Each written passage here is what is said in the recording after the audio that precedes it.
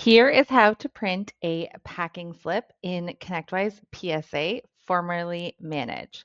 You're going to do this from the project screen, so you can get to your project by going through Project, My Projects, or maybe the project board. Whichever way you get there, you want to get here to the project header. Now, to print the packing slip, it's surprisingly on the Work Plan tab. You'll need to navigate to this Work Plan tab, which may be in a different order than yours across the top.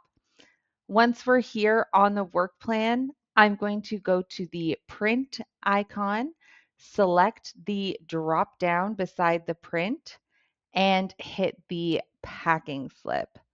This is going to open up a new little filter, which will allow me to put in the date shipped. As a reminder, the date shipped is the date your products get marked as shipped in the system.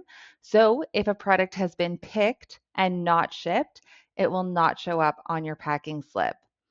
I'm going to look at everything that has shipped today. So I'll put in today's date.